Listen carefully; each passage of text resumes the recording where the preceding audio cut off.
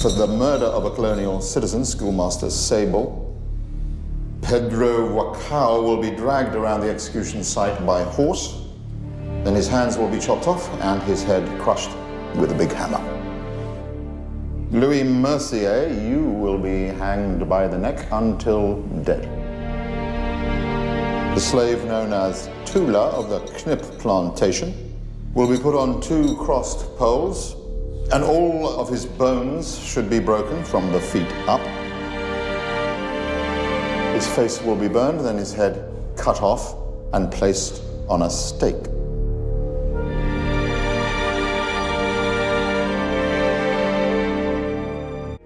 Shalom. This is the brother Azan Ha-Moth back at you with another lesson. And I pray this lesson is edifying to the lambs of Yahawah BAHASHAM, YAHAWASHI BAHASHAM, Rakahak Wadash and double honors, to the elders and apostles of Great Millstone who do but well. And shalom to the large multitude in the house of David who the Lord's going to have mercy on. Now this is Joel 3:6. The children also of Judah and the children of Jerusalem have you sold unto the Grecians, that you might remove them far from their border. Behold, I will raise them up out of the place whether you have sold them, and I will return your recompense upon your own head. I will sell your sons and your daughters into the hand of the children of Judah, and they shall sell them to the Sabians, to a people far off, for the Lord hath spoken it. So if the Lord spoke it, it will come to pass. That's the future judgment on this nation. Deuteronomy 28 was a prophecy written thousands of years that's affected you in this current day. And just to touch on this subject of slavery, you know, a somewhat taboo subject matter. And we live in a society where it shuns away from the assault of this particular nation of people. The Edomites, they're about false flags and false narratives. And the narrative is that a people was killed by Hitler, the bastards that dwell in Ashdod, by the Balfour Declaration, if you can pick up what I'm putting down. We're supposed to remember their tragedies, but the thousands of years of unrest, living in doubt. And I know literally every day you hear us speak against the so-called white man. But when you examine what they've done and the evil in their hearts, when you read Psalms 44 and 22, it says, yeah, for the sake we are killed all the day long. We are counted as sheep for the slaughter, and aren't we? Haven't we been? Doesn't he hate us without a cause? This is what we're showing you. They have slaughtered millions of Israelites. So how can we not prophesy against this man? It's a commandment in the book of Ezekiel, the 35th chapter. It says, Son of man, set thy face against Mount Seir and prophesy against it. So we're being obedient to the Spirit, prophesying against this nation. We're showing you why you should remember, not what happened in Germany in 1933. There's no sympathy for this nation. What ounce of mercy was and has been shown to the so-called Jews and the Israelites of the 12 tribes of Israel in the Americas? None. No mercy has been shown to us, which is why we're going back to slavery, showing you his history. And this Edomite, he has a nasty spirit. The lust of murder and rape is in his heart. The scriptures say war is in his heart. And we live in a society that says it's about the home of the brave and the land of the free. Well, even in the event of your American Revolutionary Wars, which was fought between the North and the South over the possession of slaves, your civil wars, you made sure Israelites were on the front line to get killed. The amount of blood on this nation's hands is unsurmountable. We're not supposed to call out the sins of these people, this nation. We have the evidence. The books have been opened on this people. You've been revealed through the clues in the scriptures.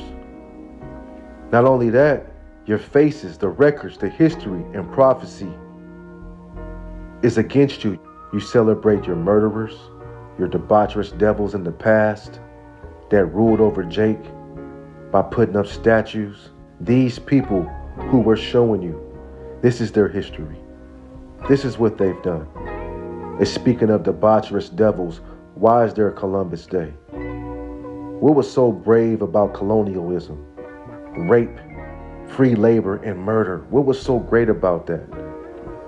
The scriptures say no flesh will be saved if the Lord doesn't save us from these people.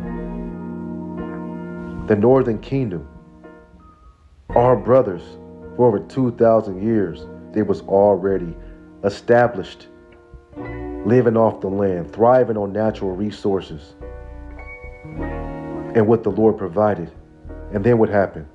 The arrival of Cristobal Colon coming from Spain in 1492, and the curses came with him.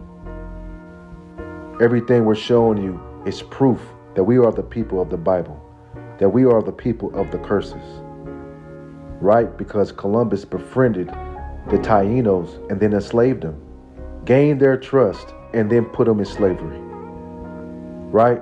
The scriptures say in Sirach 12:10, never trust thine enemy, for like iron rusteth, so is his wickedness. Isn't that the truth? Sirach 12:12, set him not by thee, lest when he have overthrown thee, he stand up in thy place. Neither let him sit at thy right hand, lest he seek to take thy seat. Verse 15, for a while he will abide with thee, but if thou begin to fall, he will not tarry. It says, an enemy speaketh sweetly with his lips, but in his heart he imagineth how to throw thee into a pit. This is the identity of this Edomite nation. This is why we're showing you the fruits of his actions. It says he will weep with his eyes, but if he find opportunity, he will not be satisfied with blood, because they are a salacious, devilish people. He's not satisfied with blood, which is why they're going to want to put that chip in us. Sirach 12:17, if adversity come upon thee, thou shalt find him there first. And though he pretend to help thee, yet he shall undermine thee. This is the people who the Lord has indignation with forever. And this is one of the first examples in modern recorded history when an Israelite cannot and should not ever trust your enemies. We can go back to the wound of Rebekah. The rebellious seed of the nation of Edom was born crooked. Ecclesiastes 7:13. Consider the work of God, for who can make that straight, which he hath made crooked? He made these people crooked. Were they just lust for death over the melanated so-called black man, Native American, and Hispanic? There's no good that can come from them. When we read Psalms 58:3, it says the wicked are estranged from the womb. They go astray as soon as they be born, speaking lies because there's no truth in them. Understand this cruel behavior of this soulless nation, of this narcissistic, rapist, murdering seed of satanic vessels of unrighteousness, born to be crooked liars. And the Taínos found that out quick, right? Jake was shackled down in 1492 to 1504, all the way to 1776. We got the dates. The transatlantic slave trade, the sub-Saharan slave trade, led by Ishmael, had Jake on slave blocks, sold Israelites for a bottle of wine, right? The Trail of Tears, Israelite towns flooded into lakes. All this is a part of your holocaustic history. Not only did you pursue us with the sword, you emasculated men by buck breaking them, the sodomite nation that you are. And then you give us a slave Bible to obey, What does the scripture say about stealing a man? This is Exodus 21:16. He that stealeth a man and selleth him, or if he be found in his hand, he should surely be put to death, and death is following you. The grave is the end sentence for the nation of Edom. We live in a place in America where they stole men and women and children to work for free. Okay, beating us and tortured and abused babies, and then sold them. Deuteronomy 28:32, thy sons and thy daughters shall be given unto another people, and thine eyes shall look and fail with longing for them all the day long, and there shall be no might in thy hand. Isn't that what happened? You would strip a child from his mother's arms and break up families. You got 5 different family members on 5 different plantations. The scriptures identify these things. These are the curses. And this history wasn't pleasant. The Israelites were taken by force and sold at slave auctions. These were real events, just like their picnics, right? Pick a nigga. We were sold to our enemies. Deuteronomy 28:68 says, you should be sold unto your enemies. And we still in prison. America is a large prison house with rules that you must abide, but they don't follow no laws of YAHAWAH, BAHASHAM, YAHAWASHI. The curses say a nation will rise up against us. Deuteronomy 28:41. Thou shalt beget sons and daughters, but thou shalt not enjoy them, for they shall go into captivity. Who does that match up with? And you devils, ever since we've all been in elementary school, that was the first time we've been called niggers. Okay, told to go back to Africa. And even if we wanted to go back to Africa, you can't go. You're in prison. You need a passport to leave this place. And we know that Joe Biden just pardoned his son. Well, the Lord ain't gonna pardon this nation. The Lord's gonna come down on you because you've took your blessing, that sword, just a little bit too far. Proverbs 6:17 says, they have a proud look, a lying tongue, and hands that shed innocent blood. Again, born speaking lies. He was made crooked, right? Ecclesiastes 7:13, consider the work of God, for who can make that is straight, which he had made crooked.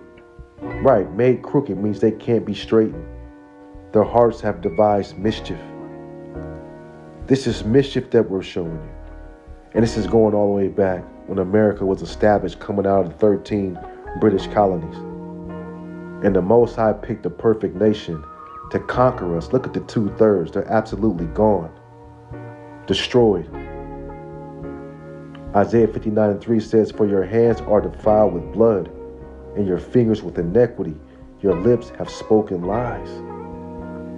Your tongue have muttered perverseness. None calleth for justice, none pleaded for truth, and none of them do. It says they trust in vanity, speak lies, they conceive mischief, and bring forth iniquity. It's unforgettable. So we know it's a righteous thing to recompense those who trouble us. And Yahawashi said, vengeance is his, because you've touched the apple of his eye.